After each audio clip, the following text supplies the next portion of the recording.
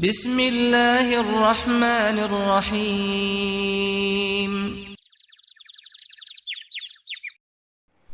لبیک اللہم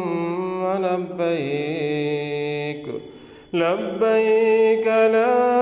شریک لک لبیک ان الحمد والنعمت لک والملک لا شریک لک اللهم صل على محمد وعلى آل محمد كما صليت على إبراهيم وعلى آل إبراهيم إنك حميد مجيد اللهم بارك على محمد وعلى آل محمد كما باركت على إبراهيم وعلى آل إبراهيم إنك حميد مجيد بسم الله الرحمن الرحیم۔ حضرت خباب رضی اللہ تعالیٰ عنہ کی تکلیفیں۔ حضرت خباب رضی اللہ تعالیٰ عنہ بھی انہی مبارک ہستیوں میں ہیں جنہوں نے امتحان کے لیے اپنے آپ کو پیش کیا تھا اور اللہ کے راستے میں سخت سے سخت تکلیفیں برداشت کی۔ شروع ہی میں 5-6 آدمیوں کے بعد مسلمان ہو گئے تھے، اس لیے بہت زمانے تک تکلیفیں اٹھائیں۔ لوہے کی زرہ پہنا کر ان کو دھوپ میں ڈال دیا جاتا، جس سے گرمی اور تپش کی وجہ سے پسینوں پر پسینے بہتے رہتے تھے۔ اکثر اوقات بالکل سیدھا گرم ریت پر لٹا دیا جاتا، جس کی وجہ سے کمر کا گوشت تک گل کر گر گیا تھا۔ یہ ایک عورت کے غلام تھے، اس کو خبر پہنچی کہ یہ حضور اقدس صلی اللہ علیہ وسلم سے ملتے ہیں، تو اس کی سزا میں لوہے کو گرم کر کے ان کے سر کو اس سے داغ دیتی تھی۔ حضرت عمر رضی اللہ تعالیٰ عنہ نے ایک مرتبہ عرصے کے بعد اپنے زمانے خلافت میں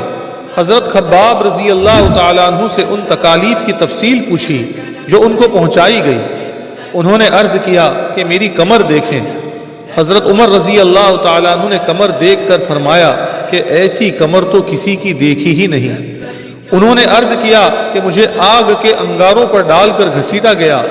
میری کمر کی چربی اور خون سے وہ آگ بجھی۔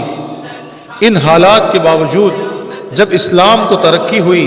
اور فتوحات کا دروازہ کھلا تو اس پر رویا کرتے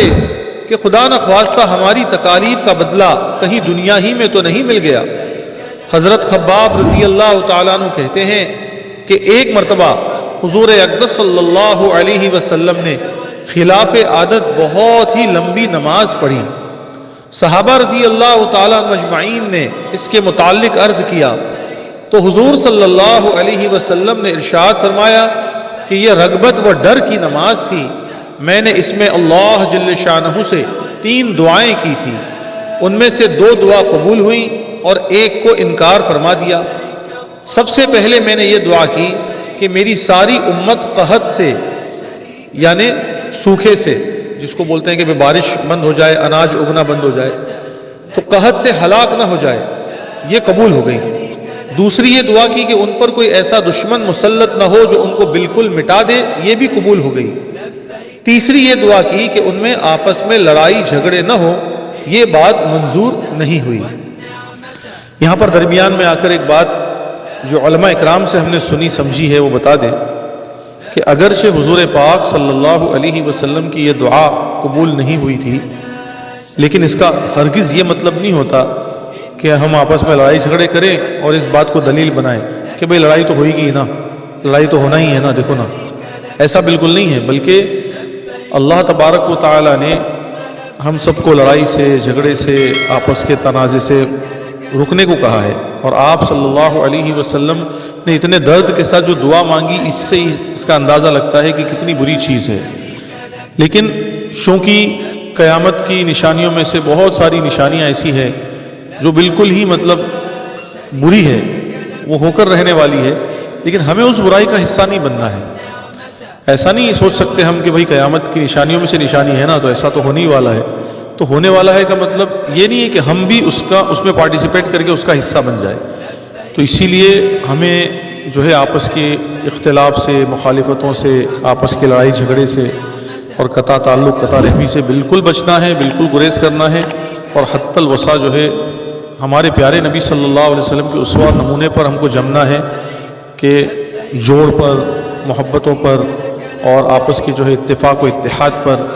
اور آپس میں ایک اور نیک بننے کی جو ہے محنت اور کوشش اور فکر اور دعاؤں میں لگے رہنا ہے۔ حضرت خباب رضی اللہ تعالیٰ عنہ کا انتقال 37 ہجری میں ہوا اور کوفہ میں سب سے پہلے صحابی یہی دفن ہوئے۔ ان کے انتقال کے بعد حضرت علی کرم اللہ وجہہ کا گزر ان کی قبر پر ہوا تو ارشاد فرمایا، اللہ خباب رضی اللہ تعالیٰ عنہ پر رحم فرمائے، اپنی رغبت سے مسلمان ہوئے اور خوشی سے ہجرت کی اور اللہ کے راستے میں زندگی گزار دی اور مصیبتیں برداشت کی۔ مبارک ہے وہ شخص جو قیامت کو یاد رکھے اور حساب کتاب کی تیاری کرے اور گزارے کے قابل مال پر قناعت کرے اور اپنے مولا کو راضی کر لے۔ کتنے زبردست جملے ہیں حضرت علی کرم اللہ وجہہ کے، بہت زیادہ جو ہے اس کو دھیان سے بار بار پڑھنا، سننا اور سمجھنا ہے کہ حضرت علی رضی اللہ تعالیٰ عنہ کی قبر پر جب حضرت خباب رضی اللہ تعالیٰ عنہ کی قبر پر جب حضرت علی رضی اللہ تعالیٰ عنہ کا گزر ہوا تو کیا فرمایا کہ اللہ خباب رضی اللہ تعالیٰ عنہ پر رحم فرمائے کہ اپنی رغبت سے مسلمان ہوئے اور خوشی سے ہجرت کی اور اللہ کے راستے میں زندگی گزار دی اور مصیبتیں برداشت کی۔ مبارک ہے وہ شخص جو قیامت کو یاد رکھے اور حساب کتاب کی تیاری کرے اور گزارے کے قابل مال پر قناعت کرے اور اپنے مولا کو راضی کر لے۔ حقیقت میں مولا کو راضی کر لینا انہی لوگوں کا حصہ تھا کہ ان کی زندگی کا ہر کام مولا ہی کی رضا کے واسطے تھا۔ حافظ ابن حجر رحمۃ اللہ علیہ نے منبحات میں لکھا ہے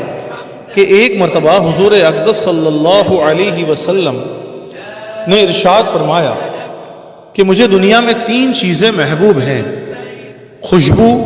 عورتیں اور میری آنکھوں کی ٹھنڈک نماز میں ہے۔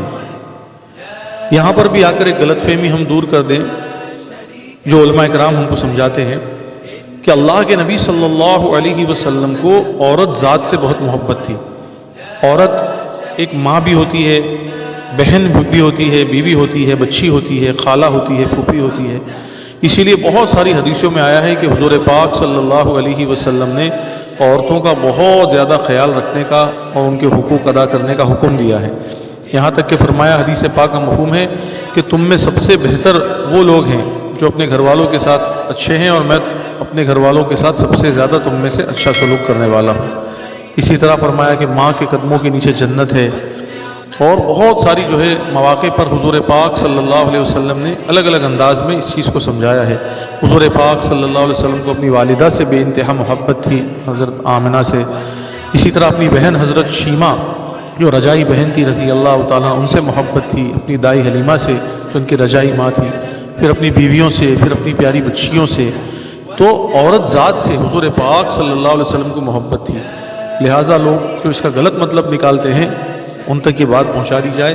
اور ہم خود اس بات کو سمجھ لیں کہ ہمارے پیارے نبی صلی اللہ علیہ وسلم کو یہ 3 چیزیں بہت زیادہ محبوب ہیں، خوشبو، عورتیں اور آنکھوں کی ٹھنڈک جو ہے وہ نماز میں رکھی گئی ہے۔ حضور صلی اللہ علیہ وسلم کے پاس چند صحابہ رضی اللہ تعالیٰ عنہ مجمعین تشریف فرما تھے۔ حضرت ابو بکر صدیق رضی اللہ تعالیٰ عنہ نے ارشاد فرمایا، آپ صلی اللہ علیہ وسلم نے سچ فرمایا اور مجھے 3 چیزیں محبوب ہیں، آپ صلی اللہ علیہ وسلم کے چہرے کا دیکھنا، اپنے مال کو آپ پر خرچ کرنا، اور یہ کہ میری بیٹی آپ کے نکاح میں ہے۔ حضرت عمر رضی اللہ تعالیٰ عنہ نے فرمایا، سچ ہے اور مجھے 3 چیزیں محبوب ہیں، امر بالمعروف یعنی اچھی باتوں کا حکم کرنا، نہی عن المنکر یعنی برے باتوں سے روکنا، اور پرانا کپڑا۔ حضرت عثمان رضی اللہ تعالیٰ عنہ نے فرمایا، آپ نے سچ کہا اور مجھے 3 چیزیں محبوب ہیں، بھوکوں کو کھلانا، ننگوں کو کپڑا پہنانا، اور قرآن پاک کی تلاوت کرنا۔ حضرت علی رضی اللہ تعالیٰ عنہ نے ارشاد فرمایا، آپ نے سچ فرمایا اور مجھے 3 چیزیں پسند ہیں، مہمان کی خدمت، گرمی کا روزہ، اور دشمن پر تلوار۔ اتنے میں حضرت جبریل علیہ السلام تشریف لائے اور عرض کیا کہ مجھے حق تعالی شانہ نے بھیجا ہے، اور فرمایا کہ اگر میں یعنی جبریل دنیا والوں میں ہوتا تو بتاؤں مجھے کیا پسند ہوتا؟ حضور صلی اللہ علیہ وسلم نے ارشاد فرمایا بتاؤ۔ عرض کیا بھولے ہوئوں کو راستہ بتانا، غریب عبادت کرنے والوں سے محبت رکھنا اور عیالدار مفلسوں کی مدد کرنا۔ عیالدار یعنی فیملی یافتہ، جس کی اہل و عیال فیملی بڑی ہے، اور مفلس ہے وہ بیچارہ کماتا تو ہے، محنت تو کرتا ہے، لیکن کمائی جو ہے وہ ناکافی ہو جاتی ہے ضرورتوں کے پورا کرنے میں، اور تنگ دستی والی زندگی گزر رہی ہے۔ ایسے عیالدار مفلسوں کی مدد کرنا۔ اور اللہ جل شانہ کو بندوں کی 3 چیزیں پسند ہیں: اللہ کی راہ میں طاقت کا خرچ کرنا، مال سے ہو یا جان سے، اور گناہ پر ندامت یعنی پچھتاوے کے وقت رونا، اور فاقے پر صبر کرنا۔ یعنی ایسی نوبت آ جائے، اللہ نہ کرے، کہ بالکل کھانے کے لیے کچھ نہ ہو، اس پر اللہ کی ذات پر یقین کرتے ہوئے صبر کرنا۔ حافظ ابن قیم رحمۃ اللہ علیہ تحریر فرماتے ہیں اپنی کتاب میں کہ نماز روزی کو کھینچنے والی ہے، صحت کی محافظ ہے، بیماریوں کو رفع کرنے والی ہے، دل کو تقویت پہنچاتی ہے، چہرے کو خوبصورت اور منور کرتی ہے، جان کو فرحت پہنچاتی ہے، اعضاء میں نشاط پیدا کرتی ہے، کاہلی کو دفع کرتی ہے، شرح صدر کا سبب ہے، روح کی غذا ہے، دل کو منور کرتی ہے، اللہ جل شانہ کے انعام کی محافظ ہے اور عذاب الہی سے حفاظت کا سبب ہے، شیطان کو دور کرتی ہے اور رحمان سے قرب پیدا کرتی ہے۔ غرض روح اور بدن کی صحت کی حفاظت میں نماز کو خاص دخل ہے، اور دونوں چیزوں میں اس کی عجیب تاثیر ہے۔ نیز دنیا اور آخرت کی مضرتوں یعنی تکلیفوں کے دور کرنے میں اور دونوں جہاں کے منافع پیدا کرنے میں نماز کو بہت خصوصیت ہے۔ سبحان اللہ و بحمدہ، سبحانک اللہم و بحمدک، نشہد ان لا الہ الا انت، نستغفرک و نتوب الیک۔ سبحان ربک رب العزت عما یصفون، وسلام علی المرسلین، والحمد للہ رب العالمین۔